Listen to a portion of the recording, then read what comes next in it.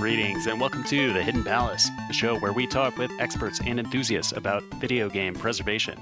My name is Beau. I'm at the controls again for episode 3, and I am joined by the Hidden Palace media crew. We've got Nick. Welcome back. Hello, world. Also joining is Saz, returning champion. Hello, hello, hello. And last but not least, it's DRX. What's up? Welcome back to the show. Thanks to everyone who listened and commented on the last episodes. We'll have some updates about our previous topics later in the show. But to start, DRX, you had something you wanted to talk about going on in the scene. So sadly, we got some news yesterday that one of the earliest supporters of Hidden Palace, Jurai, passed away. And I just wanted to... Yeah, this is sad news that I saw as well. And tell us about what's the connection between Jurai and Hidden Palace. Yeah, you had mentioned that he was part of the first release at Hidden Palace, right? Yes. So very early on, he and I worked on a release, which was actually, I think, the first good release that we did after a few like random things that we dumped here and there, like, you know, like a late proto of something or like a alternate version of something that didn't have many differences. I think this was the first one that actually was meaningful. And so we did Prince of Persia 2 for the Mega Drive, which was actually unreleased.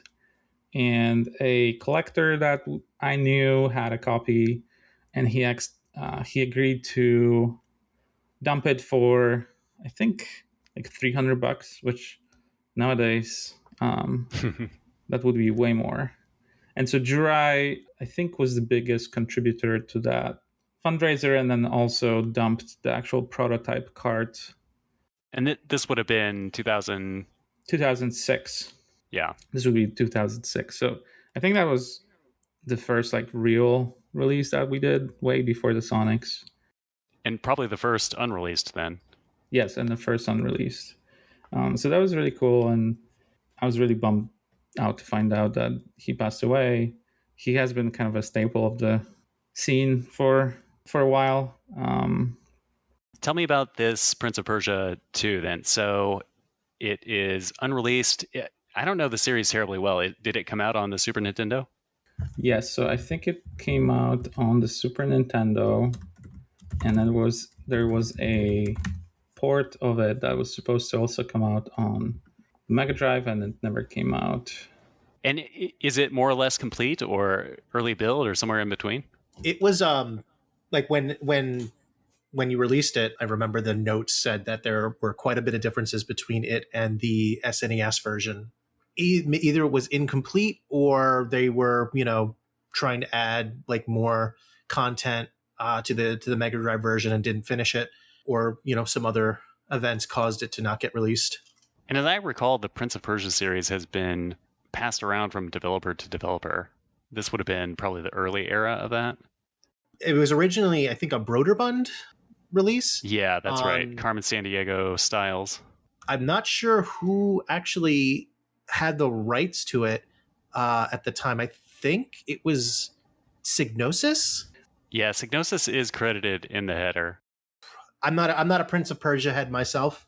I somehow own all of the 3D games that I might have gotten on like a Steam bundle, but never actually played them.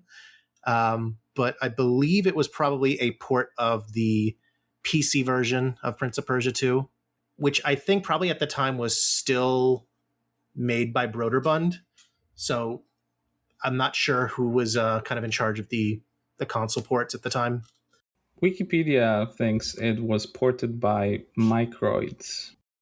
And then I guess Psygnosis was in charge of the Genesis version, which I guess that explains why there's some differences between it and the SNES version. They were probably different, working off of different bases at the time.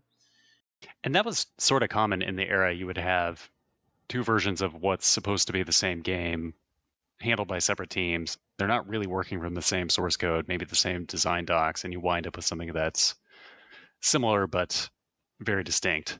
or sometimes completely different, most famously in the case of Aladdin. I was thinking also the Ninja Turtles series has some like this, same title, two consoles, two totally different experiences. Yeah, sometimes they did like an arcade port for one console and then a completely original game for another console.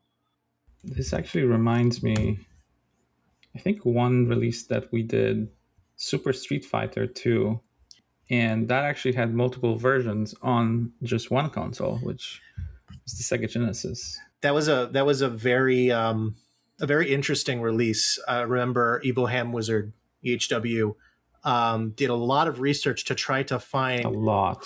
who was the subcontractor for the game.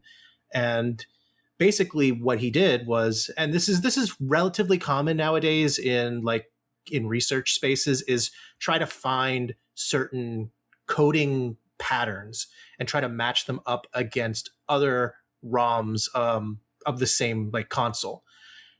And you hopefully will come across a game that has a known developer, and then you can kind of try to figure out like, okay, so this is the developer that was subcontracted for this game. And in the case of Super Street Fighter, I would have to look up the news article to find out we who we believe was the sub developer of that game.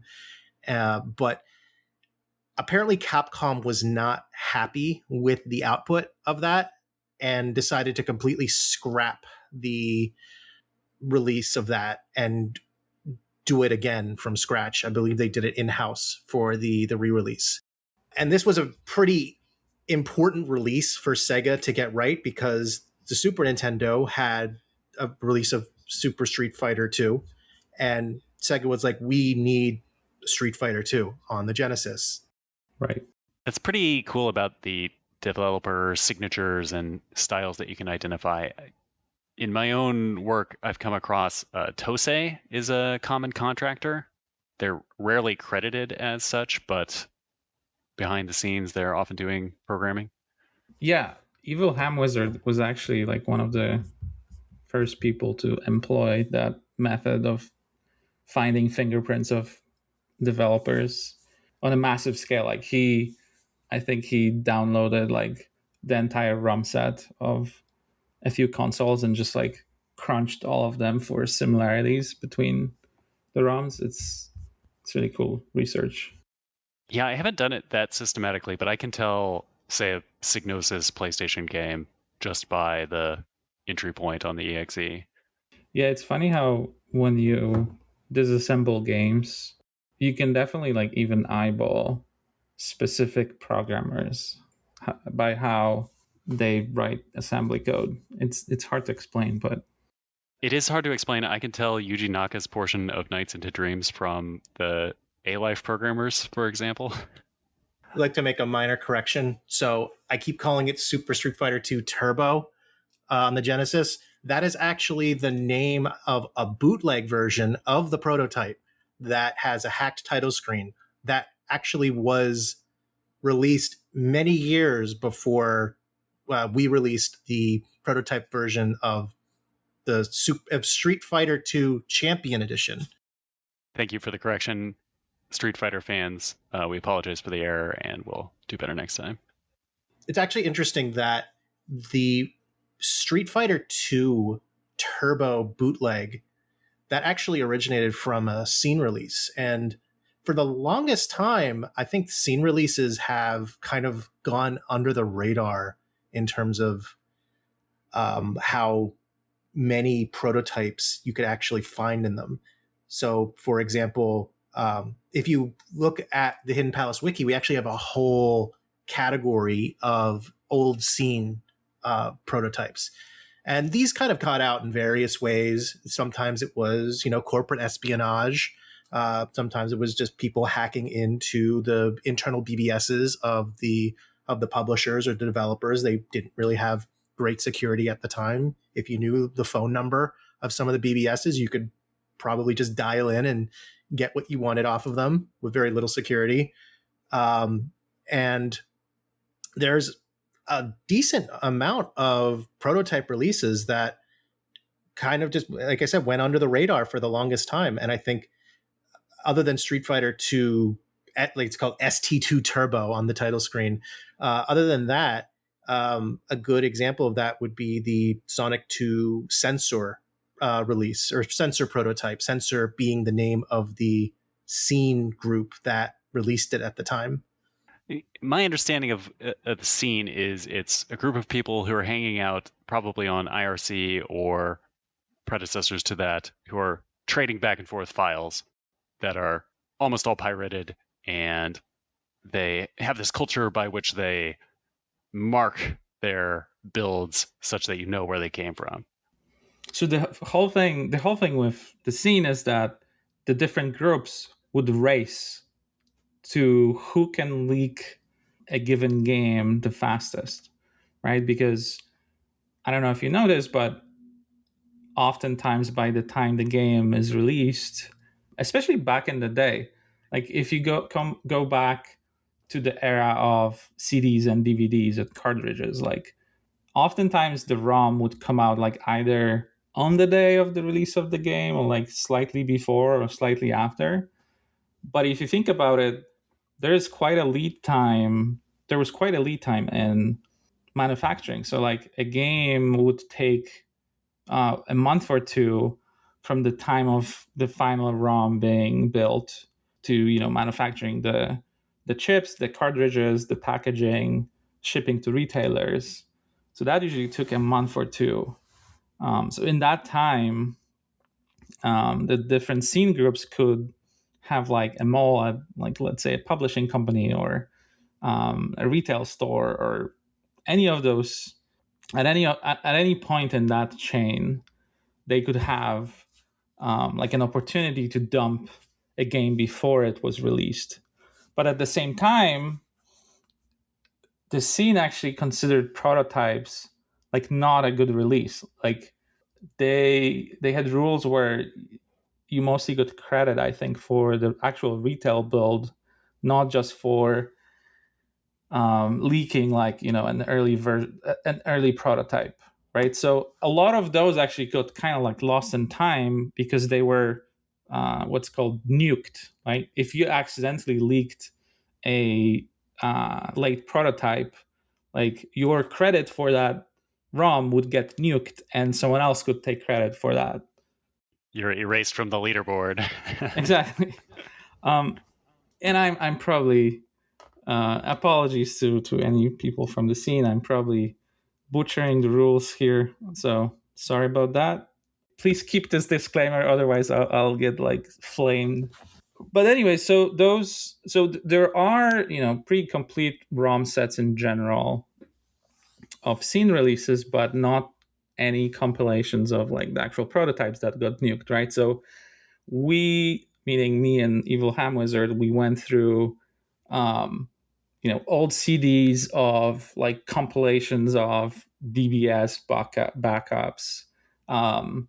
Like, there were like Russian and Chinese CDs with like game compilation volume 1, 2, 3, 4, like lots of random ROMs that people collected at the time that didn't, because they were captured, like those collections were captured at the time, like they did not get erased by history kind of forgetting.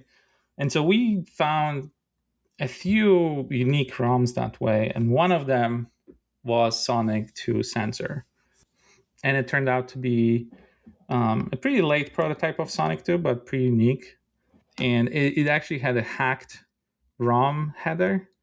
This is the marking that I was alluding to, which is, it came from this group because they marked the territory. Yeah. I don't know if like today, if back then they used the NFO extension, but like scene releases like in the 2000s into like the 2010s and later would have these .nfo files, which are just kind of just plain text files with a bunch of markup that's used to kind of format the text in fancy ways, similar to what you could do like in IRC, but a little bit more advanced than that. And a lot of these scene groups would make a lot of really fancy ASCII art that they would use to kind of like show off their group and the release and make it a little more flashy, make it stand out from the other groups at the time. And we actually, Hidden Palace, we did a sort of homage NFO once on a release, I think, of Sonic Rush E3 for the Game Boy Advance. It's not a real NFO because we're not a real scene group. Like, we would be called, I think, independent is what it's called. But, you know, we wanted to kind of pay respects to where we came from, sort of. So the sensor build, the header actually does not have sensor in the header. It's just kind of a nonsensical header that someone kind of added. Funnily enough, we sort of, based on our knowledge of other Sonic 2 ROMs, we restored the header to like what we assumed was the original ROM. But we thought like, oh, we'll probably never know for sure. And then eventually I actually found a cartridge of this build that confirmed that we did the correction correctly. Did Sensor also have a Cracktro on it? That's another thing that you would also see in these scene releases, where when you launch the game, instead of going straight into the game, you would get a what's colloquially referred to as a Cracktro, which is just kind of like a little demo scene style, like introduction to the game, showing like greets and having really catchy chiptune music. I don't know if Sonic 2 had that at the time. So Cracktro is a portmanteau of crack and intro. Yes, I mean they would typically be like, they came from like the Amiga like scene, like the terminology, because Amiga games and a lot of other computer games at the time had pretty, like, it was kind of like an arms race at the time between the developers and the sceners. Developers making more advanced copy protection, and the sceners beating the copy protection, trying to get it out, before other scene groups at the time.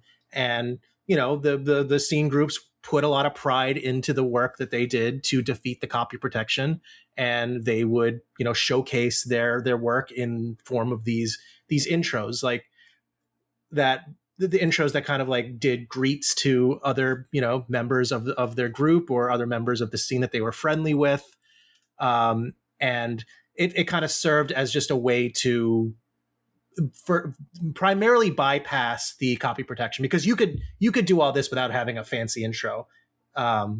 Sometimes they would also include trainers on the on the game, so you can get like infinite lives and infinite health and things like that, right from the intro of the game. Oh, so actually the sensor prototype does have an intro, or a Cracktro. So it says, "Sensor, the world's best are back with Sonic the Hedgehog 2. Special regards go out to High Society, Pong, Papillon, Crystal, and Cortex. Call our boards for our new releases." Or write to Sensor, and it lists the PO boxes. Some things you just never forget. And then press C to continue. That's amazing. They had a place you could physically mail to send your regards to the group. Yeah, and that's probably how some of them got owned or pwned, I guess, or vanned. The best case scenario is that a developer would end up hiring you to just kind of get you out of the business of cracking their games. They just basically pay you to not to not crack games. And a lot of like very famous development studios were, if not founded, made popular by former scene members who used a lot of their talents at the time cracking games. I did once talk to a Sega QA person who let it slip at work that he had a ROM copier, and they made him bring it to work and put it in a closet and didn't give it back to him until he left for another company. They took this very seriously, that this might be a source of leaks. And they were right. And They were, yes, yeah, and it 100% right. was. Yes. There's like a whole saga where a lot of the ROMs that we have from like 94, 95 have secret fingerprints that someone left sort of crudely encrypted in the ROM headers to identify who the ROM was supposed to go to identify any leaks. So there's like, we have ROMs that are like marketing or, a first name or something. Right. This one went to Game Fan, so if it gets out, we know that they have somebody who's not discreet. Yeah. Because in the case of Sega, they had a few leaks actually.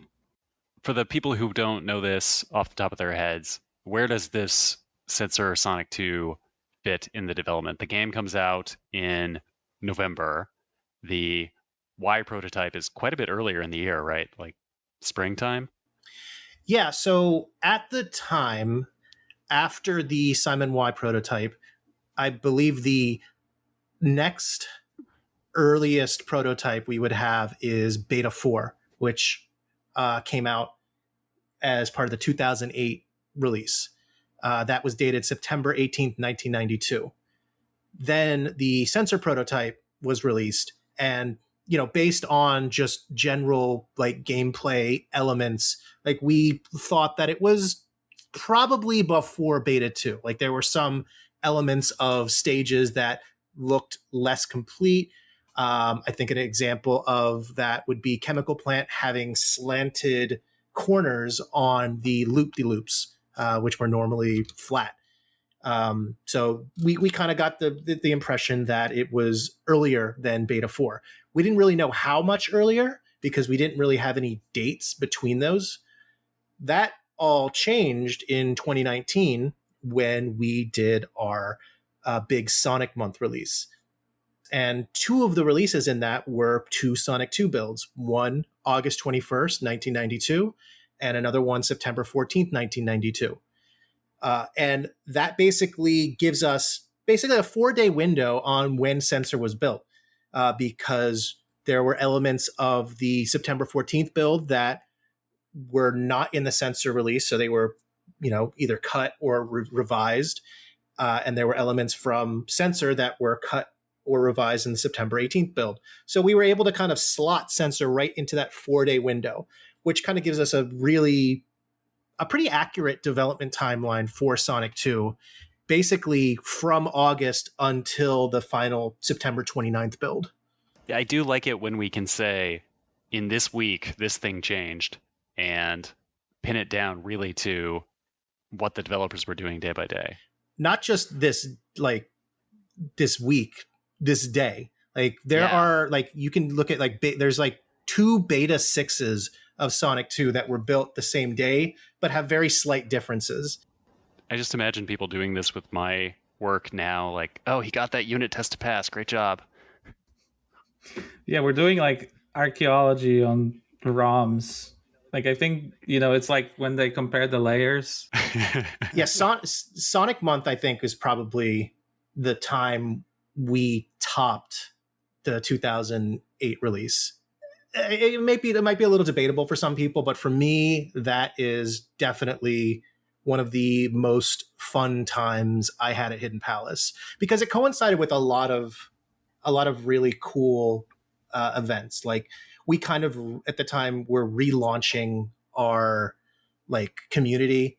We originally had like an IRC channel and forums. We were kind of decommissioning both with the Discord server, which kind of brought in a lot of new people to talk with, and a lot of people who didn't really get IRC. It was very antiquated method of communication. The forums were overrun by bots. It was not really a great way to. There wasn't really a great way to communicate with the Hidden Palace staff.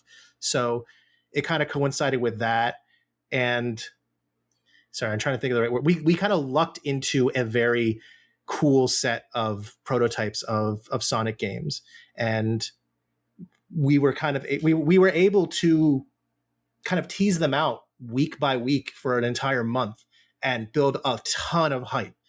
It was a really, really fun event that we put together. We launched our Twitch channel through that and did streams of all the big releases. We kind of started it off with a bang, I think, with the Sega CD multimedia demo that a lot of people thought was like a secret Sonic 2 on CD the game, and it was just a demo with like some FMVs, some cool effects of like stretching and scaling and rotating graphics. One of our emotes on our Discord channel is Football Man. Joe Montana? Yes. Joe Montana, who had a football game like with his name on it on Sega Genesis, I believe. And it's just kind of just a picture, just a static picture of him slowly creeping into frame with this do do do do do, like there's this epic music, and it's just him just smiling and pointing at the screen, and then he just spins away. There's clips of the movie Cool World in the demo. There's clips of the Batman movie with Catwoman. It was just a fun demo that Sega made to kind of showcase the power of the Sega CD, and it had these sprites of Sonic and Dr. Robotnik, and like in these settings that looked kind of like fantastical. And a lot of people thought it was a Sonic game, and it wasn't, but it was still really cool thing to start off Sonic Month. Well, it was, one of those not schoolyard rumors, but like message board rumors that this was like Sonic 2 CD, because I think we had one screenshot of it or two screenshots, and with the caption Sonic 2 CD or something like that. Yeah, magazines kind of like ran with it at the time because they didn't know any better. Yeah, well, they liked to sort of embellish the content, right? Just like sceners, they want to try to get a scoop first, even if it's not real. Yeah, it's interesting. So this first one is a tech demo that's Sega internal, or did they send it out to magazines and stuff? Do we know? I think they showed it at a trade show, and other than that, I think it was internal.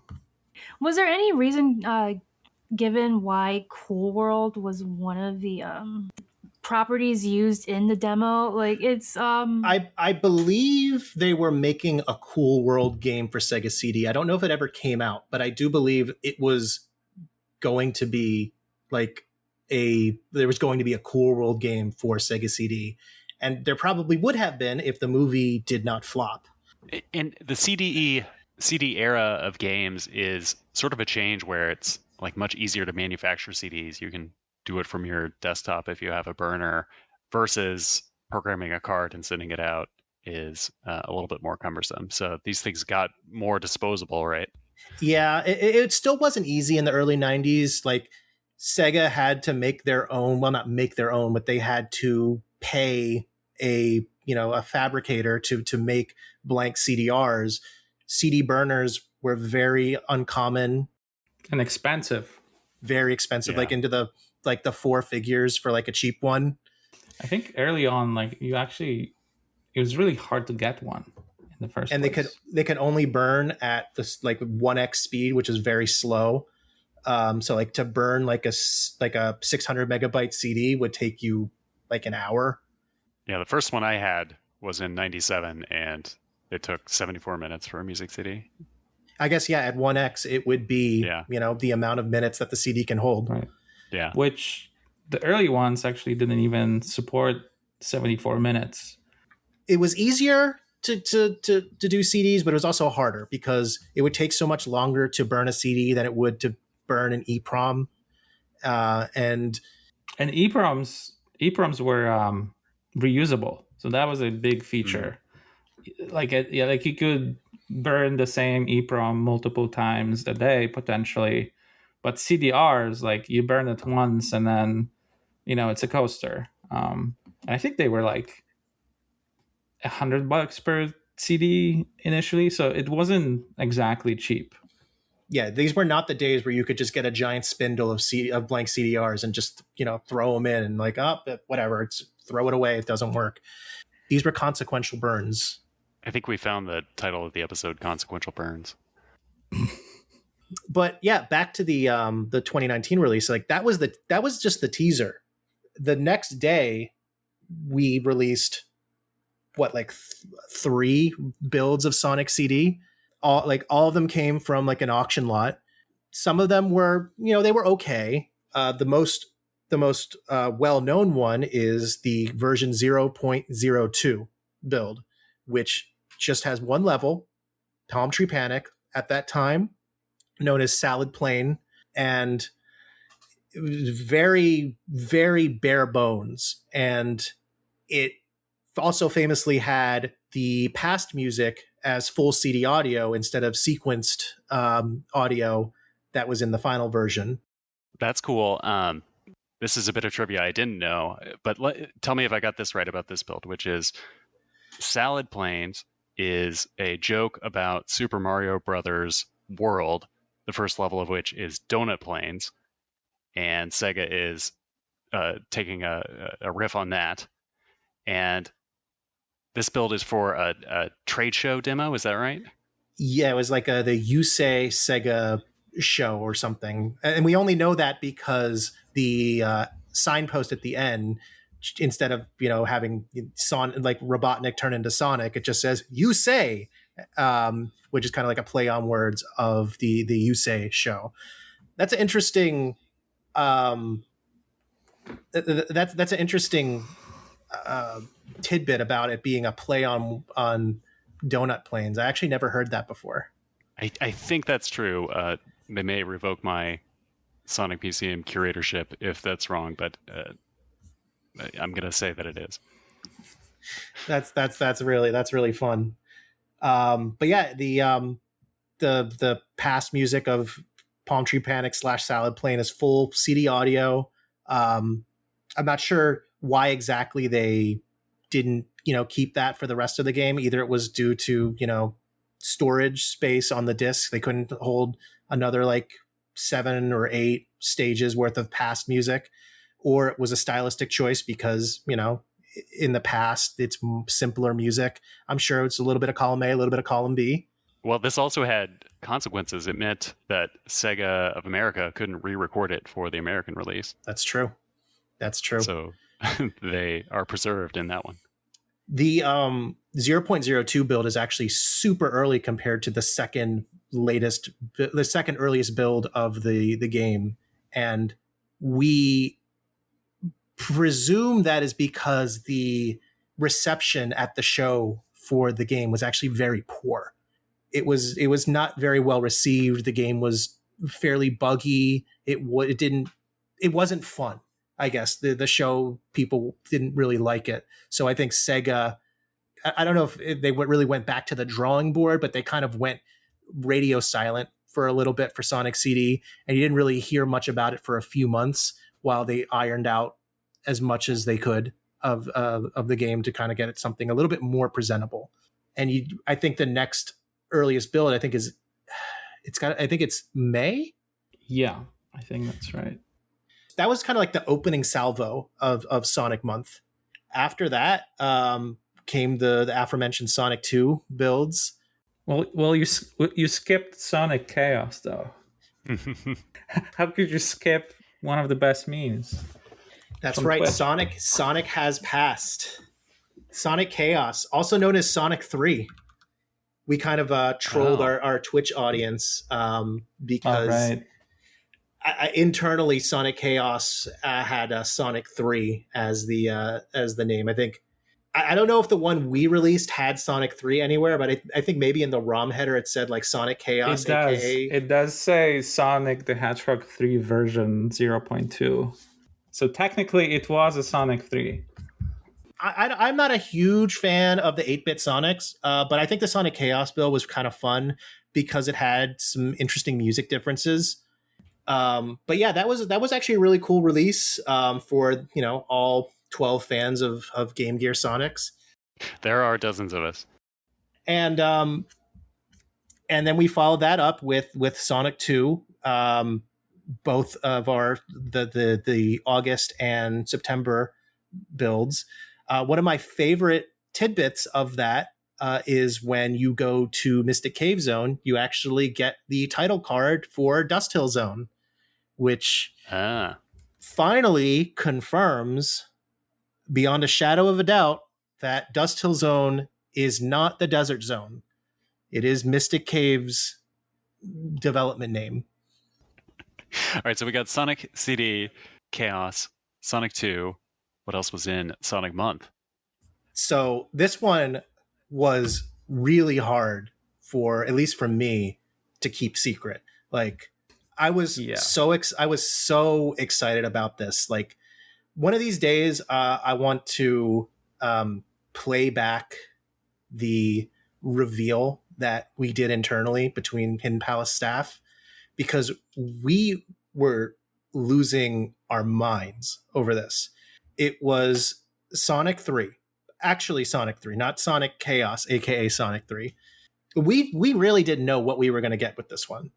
Yeah, it's funny. Like the owner of these, he had like a bunch of Sonic Chaos, Sonic 2 EPROMs that he kept finding. And so we just kept buying them. And we didn't have much hope of anything other than that. And then one day he just kind of like finds this set of EPROMs for Sonic 3.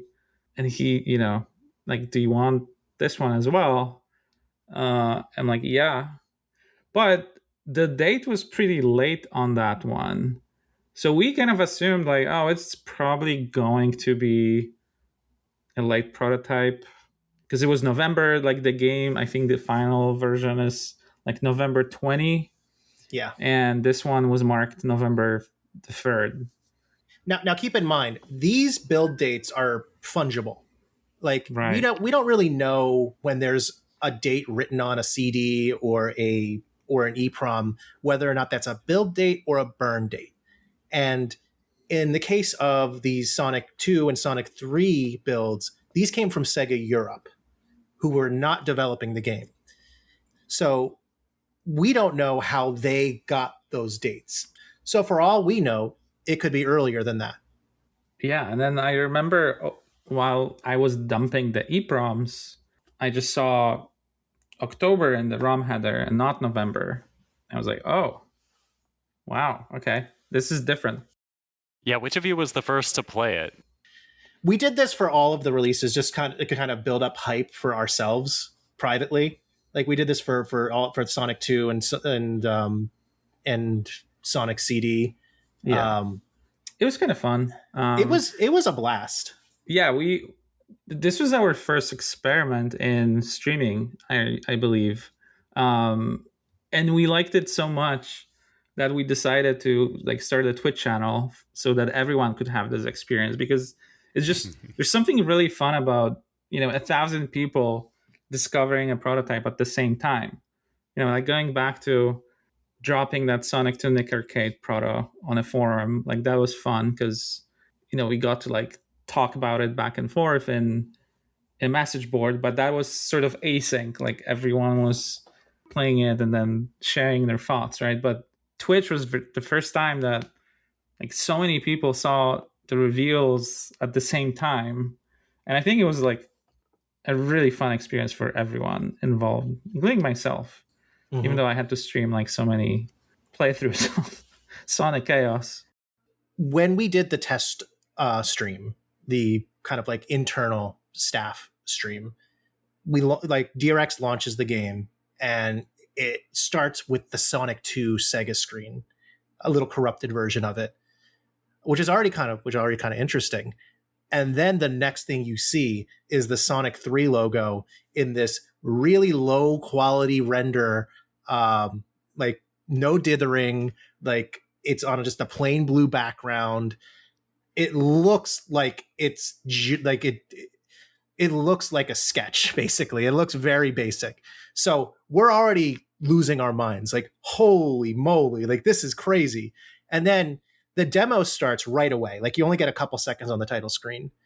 And the demo starts, and it starts with Sonic surfing instead of the supersonic intro from the final version.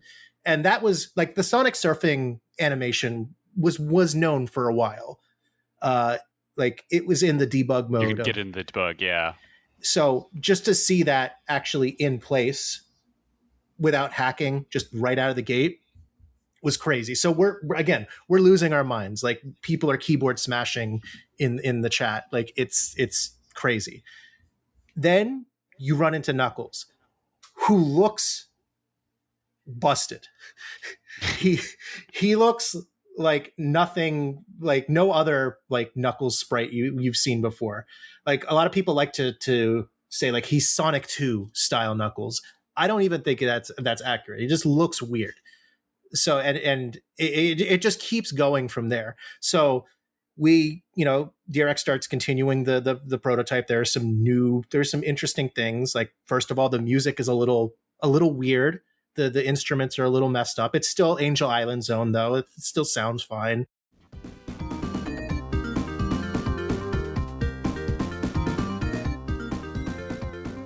And at this point, we're probably thinking, like, how is this going to have the Michael Jackson music? Yes. Is it going to have more Michael Jackson music is what we were thinking. Right. The soundtrack. It's going to have more of the Michael Jackson soundtrack. Are we going to have more of that music? Or is it going to have less of that music? Going to have something else? Then we beat the boss of Angel Island Act 2. Like everything's relatively normal at that point. Then Knuckles shows up, and instead of the music that we know from the final, like the clapping music, you actually hear and then everybody just loses it. It's like, oh my god, it's the PC version. It's the PC version music in Genesis format. That's the intended music. Which, how can that be? Like, we always assumed that the PC version, which came out 2 years later, like we assumed that was we like assumed they were replacements. Yeah. For whatever reason, either like they couldn't replicate the samples, PC, the samples in MIDI, or there was legal reasons. We don't know. We still don't really know. But that's what we're hearing. We're actually hearing pretty good Genesis renditions of the PC version music. You go into Hydroocity, and it's got a completely different background. Like this thing is the gift that keeps on giving. Like it just keeps going. It's got so much to it. And we keep going. We go. We're waiting to get to Carnival Night because we want to hear the Carnival Night music. But DRX, he is playing it level by level because he wants to have fun just as much as we do. So we go level by level. Eventually, we make it to Carnival Night, and it's got once again the PC version music, and it sounds so good compared to what we got on the PC. I don't know how many people actually played the PC version of Sonic 3 back in the day. Like I did. And it didn't sound great if you didn't have a good sound card. Even if you had a good sound card, it was still kind of Like if you've already experienced the actual Genesis version prior to that, like it sounds like a cheap copy. I should mention that like after Angel Island, you can't really complete any of the stages. Like they don't like actually really transition that well. So you have to go into level select. And people who know the level select of Sonic 3 without Sonic and Knuckles, that has the Sonic and Knuckles levels. After Carnival Night, that says Flying Battery. You can't normally select it. In this prototype, went to level select, Flying Battery. It works. It's there. It's heavily incomplete, but the stage layout is generally there.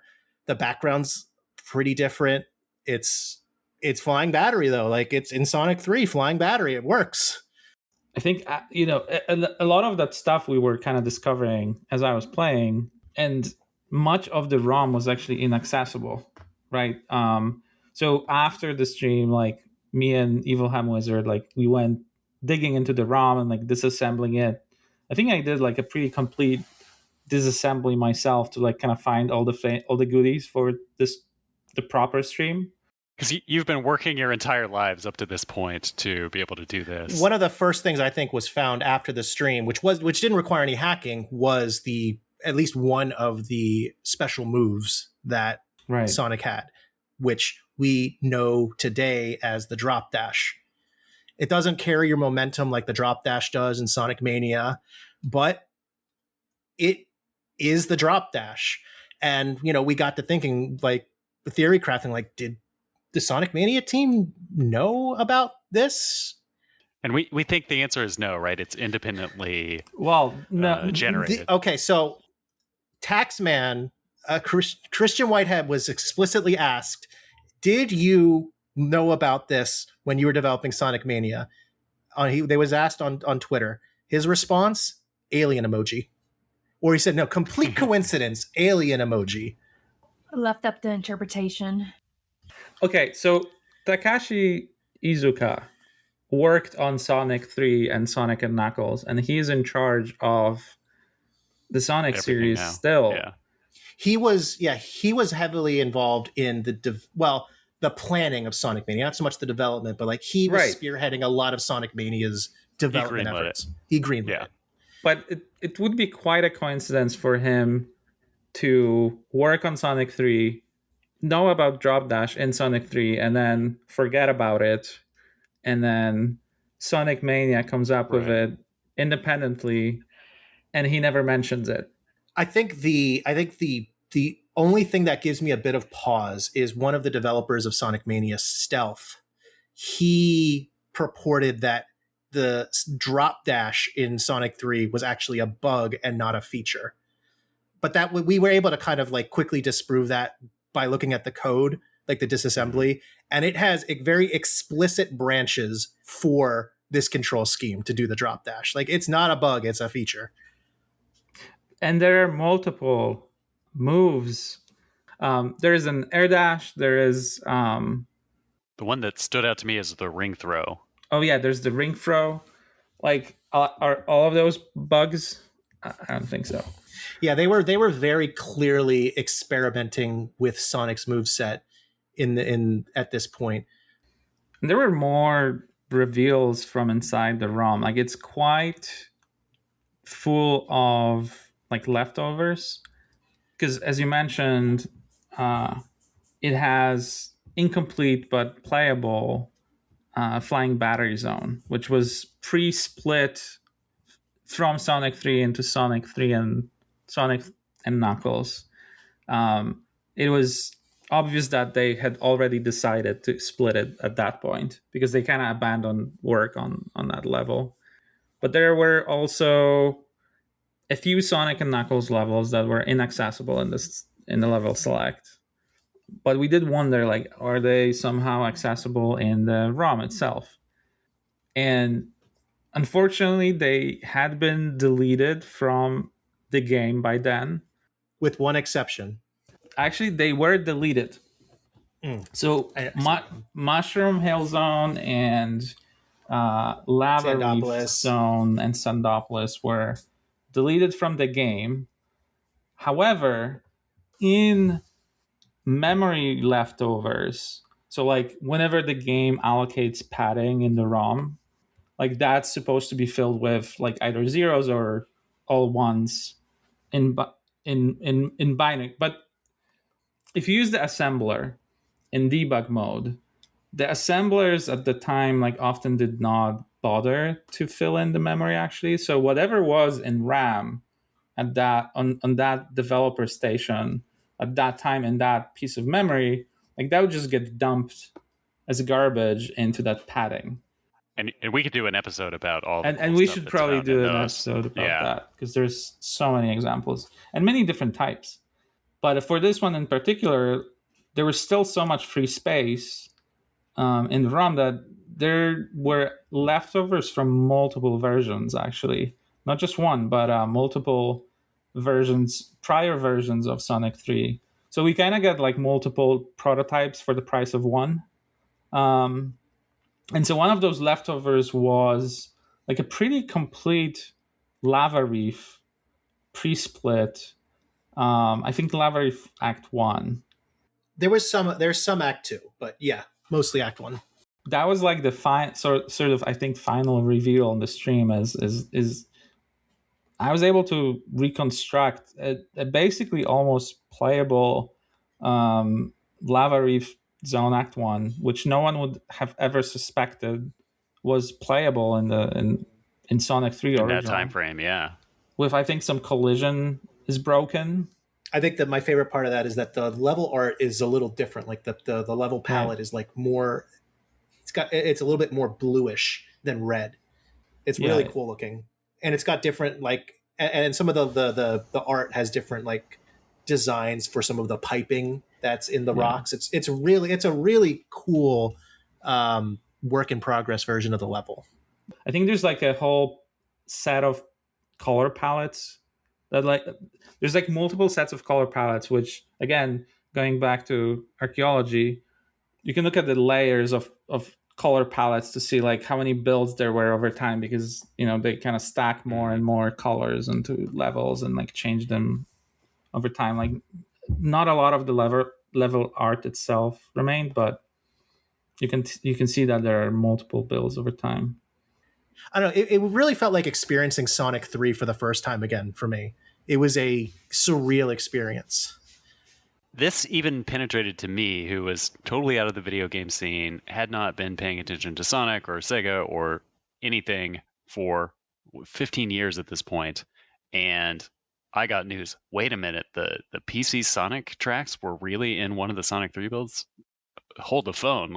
And at the time, like, people were not like, there was a lot of theories on Sonic 3 music at the time, and I think it was kind of like at its peak maybe a few years before that. And this kind of just like reinvigorated those theories about the involvement of Michael Jackson in Sonic 3 and his sound team. And at the time, Sonic 3 had not been re-released on like a platform, like on a new platform for a while. I think like the Steam release was kind of like the last way to get it. Right. So somehow in 2011, Sega says, "Ooh, we need to not do this anymore." And we didn't really know exactly why Sega was not re-releasing Sonic 3. Like, we had the inklings that like they didn't have the rights to the stage music. And then a couple years, well, a few years after we did our Sonic Month release for Sonic 3, there were rumors that Sega was planning to actually do a re-release of Sonic 3 using the Sonic Mania engine, the retro engine as it was called internally, that was used for the mobile ports of Sonic 1 and 2. And we weren't sure like what the music situation was going to be. And it was finally like revealed that the stage music for like Carnival Night and the Ice Cap and like all those stages would not be the Genesis version. And when it finally came out, it was the PC version of the music. And it got me thinking, did we do that? Is that our doing? Because it wouldn't be the first time that a discovery in a game, like specifically a Sonic game, kind of influenced the real life development of the games in the future. I think back to this is way before Hidden Palace, but there's the arcade game Sonic the Fighters. And back when Sonic Cult was around, one of our members named Biggest Sonic Fan discovered that there was a secret character in the game who you couldn't unlock without hacking, named Honey, named after the Fighting Vipers character Honey, except she's in cat form. Right, same costume, but she's a cat. Yeah. Same costume, but she's a cat. Like there's like she shows up as kind of like a background character in like the intro of Fighters Megamix, but she was like just kind of like there, like in the background. Like she wasn't associated with like a Sonic the Fighters. So Biggest Sonic Fan discovered that there's this hidden character Honey in Sonic the Fighters, and was able to unlock her and show off her moveset. She has her own special moveset. Like she has her own like Ditto design for player 2, and it was a really cool discovery, and we kind of like plastered it all over the front page of Sonic Cult and all the details for it, and it kind of just it was kind of just there for a while. Jump like several years later, like a long time, and I actually find out that Honey, the cat, shows up in the Archie comic series, the same character as just, part of that world. And later on, I don't know if it's the same order, like which came first. Sonic the Fighters got re-released on Xbox Live Arcade. It got re-released on like Sonic Gems Collection first, but Honey was kind of like not in that version. It crashes the game if you try to use the code. But there is an Xbox Live Arcade version of Sonic the Fighters. And Honey is actually unlockable if you like press select when selecting Amy on the character select screen. And I got to thinking, did we do that? Right, because nobody would have known about it had it not been for the hacking. And come 2012, they say, what's a cool thing we can throw in here? This character that the fans know about. Yeah, so the same thought popped into my head when Sonic Origins came out, which had Sonic 3 with the altered music. Because it's not really a big secret that Sega knows about Hidden Palace. They know about our work. Like, yeah, I mean, people from Sega frequently like retweet or interact with our tweets. Like we've had I think Yuji Naka and Yuzo Koshiro mention our stuff before. So it wouldn't be that crazy. And I think they obviously knew that they had this soundtrack, right? Somewhere. But I wonder if the reaction to it, that people actually liked it, maybe prompted them to oh, maybe we could actually pull this off. We could put the original music in and it'd be fine. I can buy it because by the time Origins was being released, I was back in tune with people who are into Sonic, and I think the fact that those tracks were originally there in Sonic 3 did legitimize them. They're not B-sides that Sega just stuck into the PC release because they couldn't make the tech work. No, this is the original intent. In some ways, the aberration is the Mega Drive Sonic 3.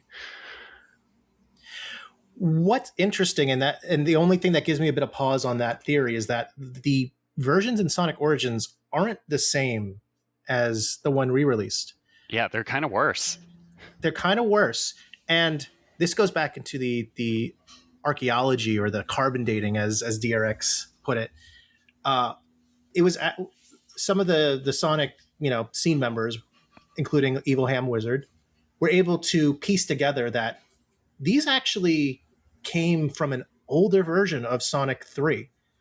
And we were able to find that. We were able to prove that by, once again, finding leftover data from an earlier build of Sonic 3 that was in the version that we released of the sound driver.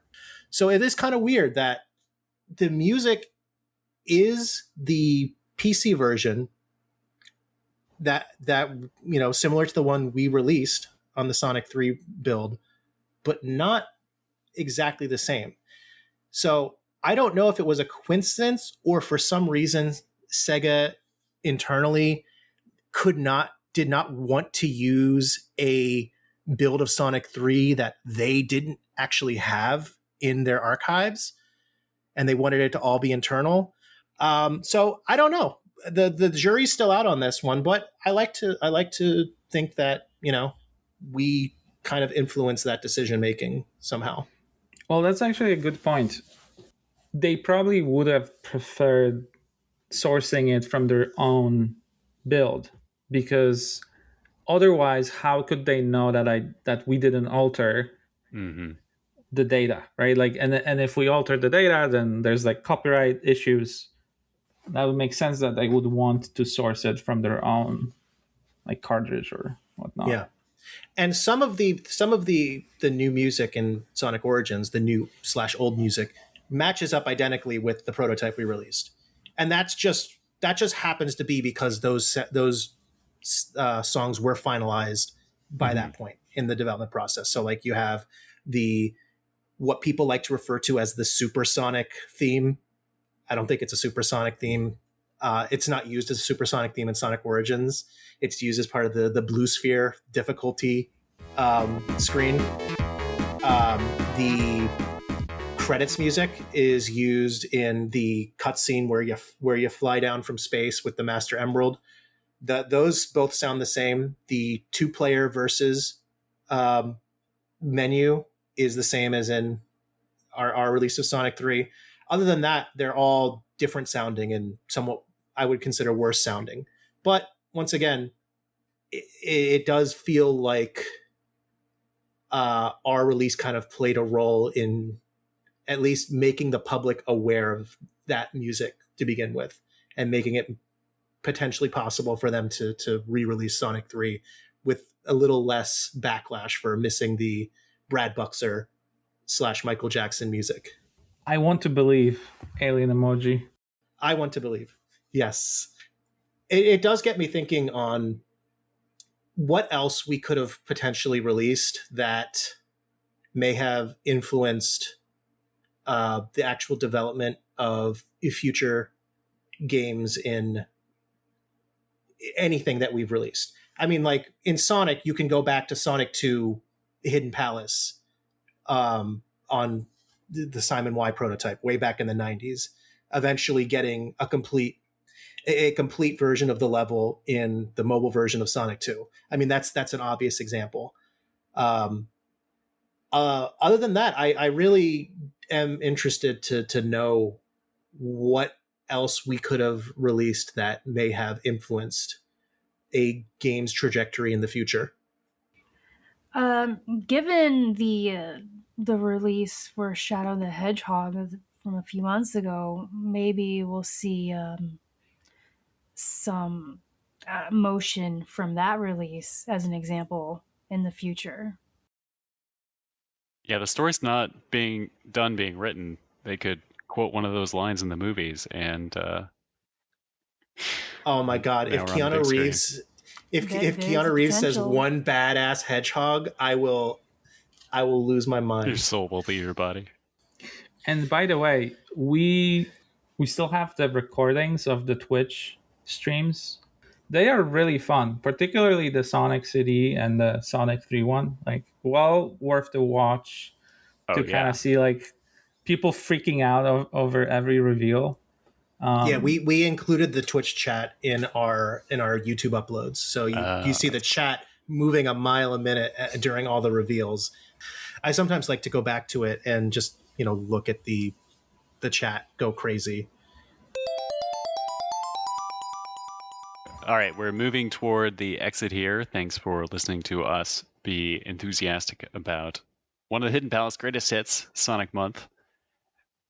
One note before we leave is last time we talked about demo discs and prototypes on demo discs, and I made a call out for people to say what things they thought were interesting in the PlayStation library, and some people did. I got some notes about stuff to go check out, and some results of that are a pre-release build of Ridge Racer hanging out on a Japanese demo disc.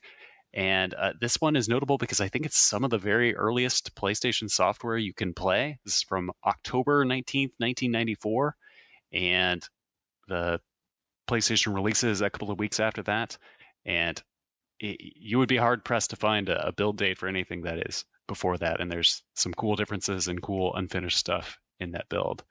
And more to come. I'm churning through this list. So send me your candidates for things that have unused files and extra stuff in them. Yes, thanks to people on Discord who gave us ideas for stuff to look into. Yes, and do tell us what you think about the show and things we should talk about. We will eventually talk about things that aren't Sonic at some point, maybe. Not if I have anything to do with it. We're gonna have an entire episode dedicated to Swagman. Swagman team, we're still looking for you. Thanks for listening to The Hidden Palace. We will be back again sometime in the future with another discussion about video game preservation and the things that we are experts and enthusiasts about. Until then,